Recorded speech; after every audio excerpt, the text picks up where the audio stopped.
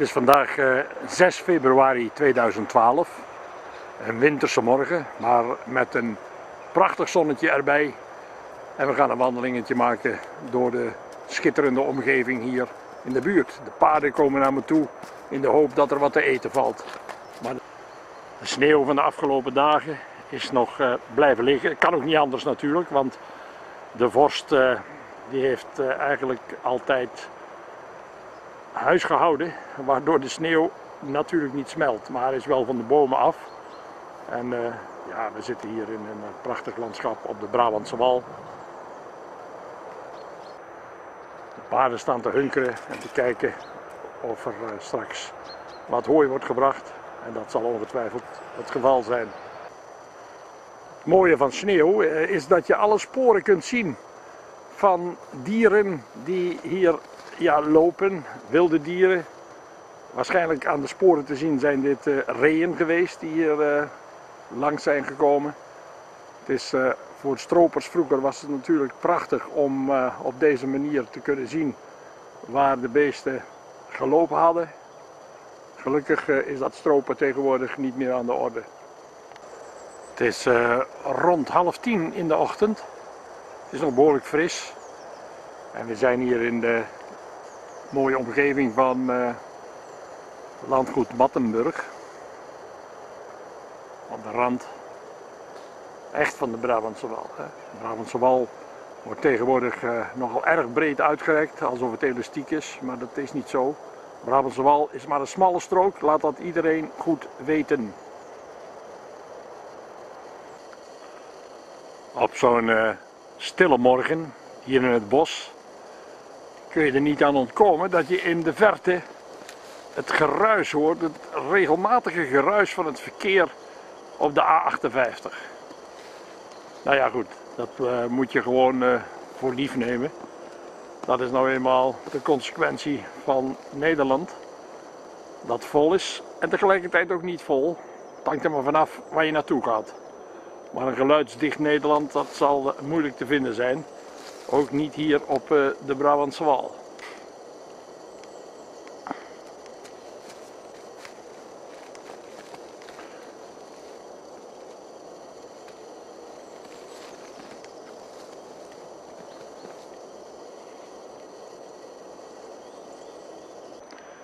In dit bos heb je nog een veelheid aan verschillende soorten bomen.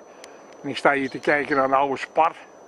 Die helemaal krom is gegroeid, maar stevig in zijn wortels zit als ik het zo zie. En als je dan naar de kruin kijkt waar de zon in schijnt, dan zijn dat toch hele markante bomen. En wie weet hoe oud ze zijn.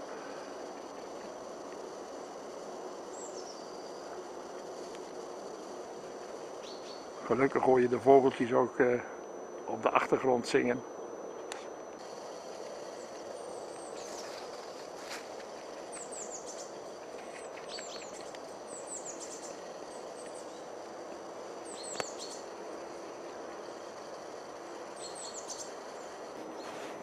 Kijk, we kijken hier op de rhododendron.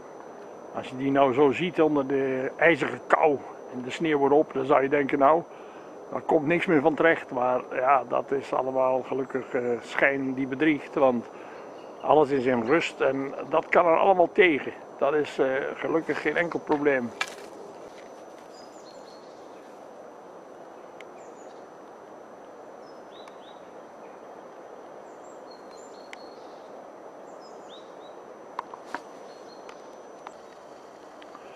Vroeger werd het oude hout, de omgevallen bomen en dergelijke, werden vaak uit de bossen weggehaald. En dan had men een soort schoonmaakswoede om alles opgeruimd staat netjes te doen. Maar tegenwoordig met het nieuwe beleid laat men alle oude bomen die omvallen liggen. En ja, die vormen dan weer een mooie voedingsbodem voor allerlei andere creaturen. En ja, het geeft ook een natuurlijker zicht in het bos dan wanneer alles aangeharkt is. En dat hoort ook niet. Kijk, wat hier zie je dus een mooi voorbeeld van een omgevallen boom. Maar die keurig tegengehouden wordt door een andere boom. Tot die ook te zwak wordt en ook omvalt. Alleen ja, langs de wandelpaden moet men natuurlijk wel voorzichtig zijn. dat er geen bomen plotseling op een wandelpad kunnen neervallen, waardoor een argeloze bezoeker natuurlijk het leven laat, en dat is niet de bedoeling. Maar daarom wordt ook altijd aangeraden om nooit in een storm door een bos te wandelen, want ja, dat kan gevaarlijke situaties opleveren. We staan hier aan de rand van een hooggedeelte van de Brabantse Wal. De zon schijnt door de beukenbomen. En waar we nu op kijken is een laag gedeelte, een stuk weiland. Dat ligt tussen de grond van landgoed Mattenburgh en een deel van de Brabantse Wal, het bos dat daar tegenover ligt. Vroeger, lang geleden, toen de Oosterschelde nog zijn vrije loop had, bij hoog water, kwam het water hier zeer waarschijnlijk tot hier en trok het zich daarna ook wel weer terug. Op de achtergrond ligt het landgoed Mattenburgh nog in het kale bos verscholen.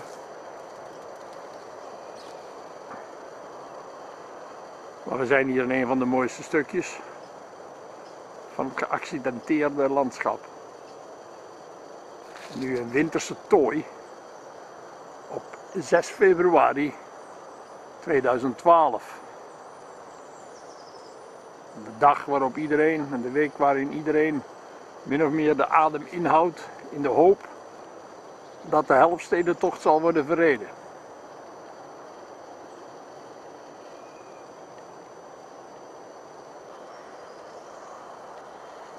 Een prachtige lade, ook in de winter, maar in de zomer is die ook prachtig natuurlijk, wanneer alles in blad staat.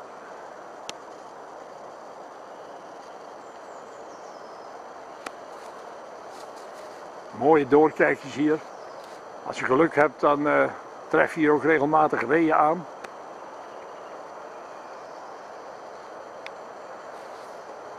En op de achtergrond, je kunt er niet aan ontkomen, op deze zeer stille morgen hoor je het verkeer razen over de A58.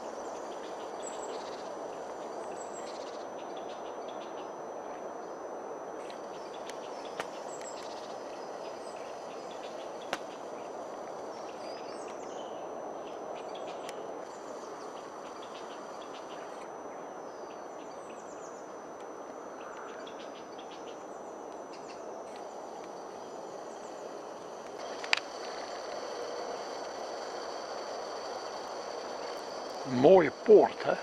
Het is prachtig zo. Als dat in het groen staat, maar ook nu is het heel bizar.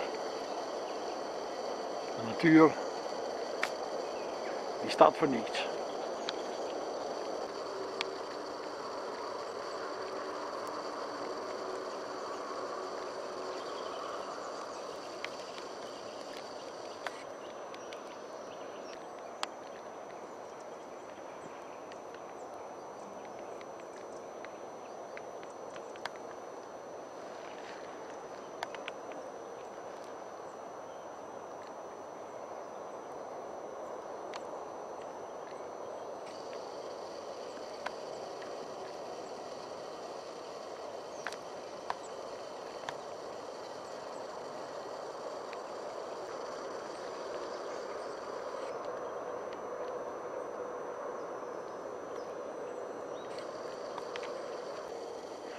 Kijk, wanneer je deze scheef staande beuk bekijkt, die naar alle waarschijnlijkheid tegengehouden wordt voor een deel door de andere boom, dan zou je toch een klein beetje angstig worden bij de eerstvolgende storm om hier onderdoor te lopen.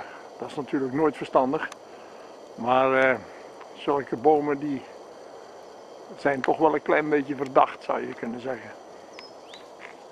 Je hebt hier een schitterende doorkijk. Als je Bergen op Zoom nadert, langs de oude weg vanaf Hogerheide, vanaf de Zeeuwse weg, dan kom je hier langs en dan is dat die eerste aanblik wanneer je bij landgoed Mattenburgh komt.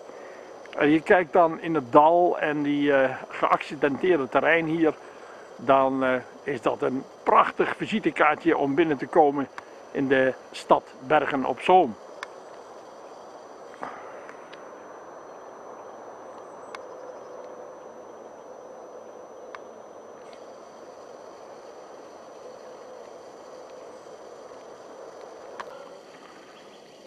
Een boerderij in het bos. Dit is de boerderij waar de familie Vermunt boerde, die ondertussen alweer enige jaren in Canada aan de slag zijn en daar ongetwijfeld ook wel de nodige sneeuw zullen meemaken.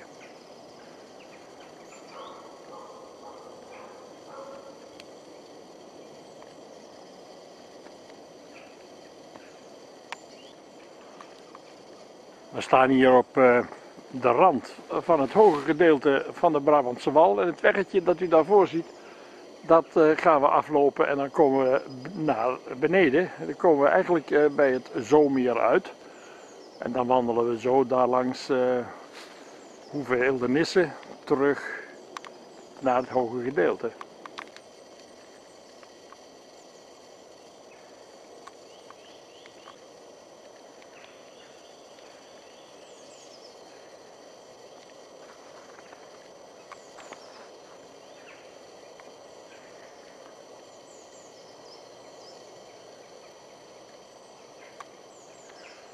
Daar in de verte zie ik een haas wippen over de weg.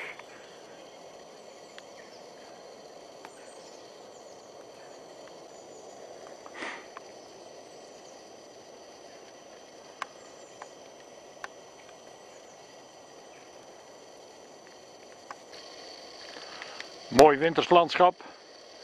Kijk nu uit op een weggetje en in de achtergrond zie je een spoorwegovergang. En heel in de verte staan de windmolens op de Oesterdam, maar er is geen wind, dus ze staan stil.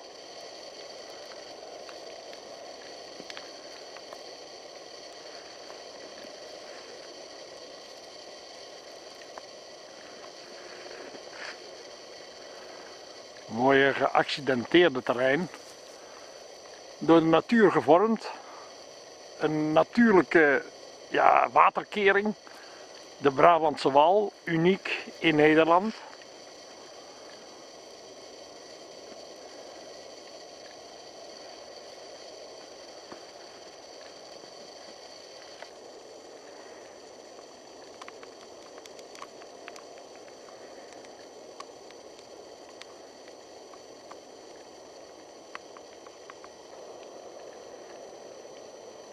Wanneer je goed kijkt, dan zie je daar in de verte de enorme stoomwolk van de atoomcentrale in Doel.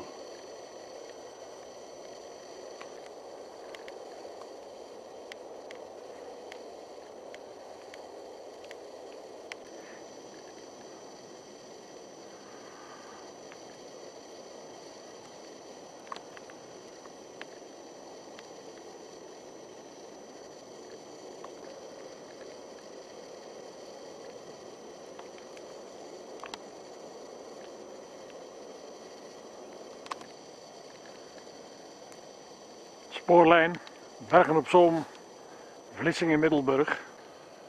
En net nu we de spoorlijn zijn overgestoken, kijken we in de verte op de boerderij Hildernisse. Hildernisse is ontdaan op dit moment van alle agrarische kenmerken. En alleen het oude gebouw is overeind blijven staan. En men heeft er mooie grootse plannen mee. De achtergrond zijn contouren zichtbaar van Bergen op Zoom, maar dit gedeelte dat blijft gespaard en zal voor zover bekend en mogelijk natuurgebied blijven. En dat is zeker de moeite waard.